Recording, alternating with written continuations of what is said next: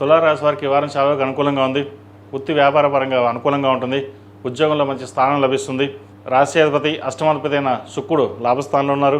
ద్వితీయ సప్తమాధిపతి అయిన కుజుడు అష్టమంలో ఉన్నారు, బలంగా ఉన్నారు. భాగ్యంలో బుధుడు ఉన్నారు. తృతీయ షష్టమాధిపతి అయిన గురువు దశమ స్థానంలో ఉన్నారు. భాగ్యాధిపతి అయిన బుధుడు భాగ్యంలో ఉన్నారు. నూతన వ్యాపారం ప్రారంభించడానికి మంచి అవకాశాలు కలిసి వస్తుంది. వృత్తి ఉద్యోగంలో కూడా పేరు ప్రఖ్యాతులు ఉంటాయి. మెంటల్ స్ట్రెస్ అనేది కొద్దిగా ఉంటుంది, అవేం పట్టించుకోవాల్సిన అవసరం లేదు. బంధువర్గ సహాయ సహకారం వల్ల కొంతవరకు ఫినాన్షియల్ పరంగా స్టెబిలిటీ అనేది ఏర్పరచుకోగలుగుతారు. ఏదైనా కొన్ని అప్పులు ఉంటే తీర్చగలుగుతారు. స్థిరాస్తులకు సంబంధించిన విషయాలు ఏవైతే ఉన్నాయో ఇది సానుకూలపడుతుంది. ఒక ల్యాండ్ కానీ అమ్మేసి ఫ్లాట్ కానీ కొన్ని అప్పులు తీర్చగలుగుతారు. రావాల్సిన మొండి బాకీలు ఏవైతే ఉన్నాయో అవి ఈ వారం వచ్చే అవకాశం గోచరిస్తుంది. కోర్టు వ్యవహారాలకు సంబంధించిన విషయాలు ఏవైతే ఉన్నాయో ఇవి సానుకూలపడుతుంది.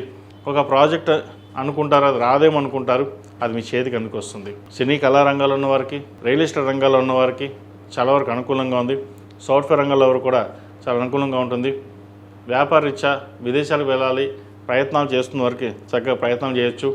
ఉద్యోగం కోసం ప్రయత్నం చేస్తున్న వారికి ఈ వారం శుభవార్త వినే అవకాశం గోచరిస్తుంది.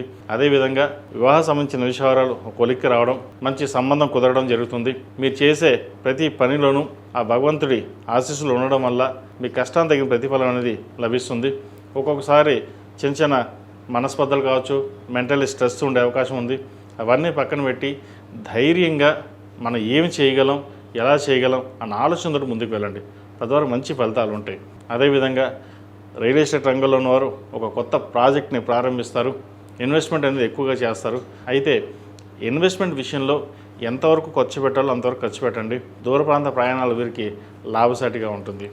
విద్యార్థులకు కాలం అనుకూలంగా ఉంది. చెప్పుకోదగ్గ స్థాయిలో ఇబ్బందులు ఏమీ లేవు. ఈ రాశిలో జన్మించిన స్త్రీలకు చాలా వరకు అనుకూలంగా ఉంటుంది. గడిచిన 4 వారాల కంటే కూడా ఈ వారం చాలా వరకు అనుకూలంగా ఉంటుంది. ముందు మెంటల్ స్ట్రెస్ అనేది తగ్గుతుంది. వృత్తిలోనూ వ్యాపారంలోనూ కాస్త ఊరట లభిస్తుంది. శత్రువర్గం ఉన్నప్పటికీ, మిమ్మల్ని ఇబ్బంది పెట్టాలని ఉన్నప్పటికీ కూడా అవన్నీ పక్కకి వెళ్ళిపోతాయి. దైవానుగ్రహం వల్ల ఒక శుభవార్తను వింటారు.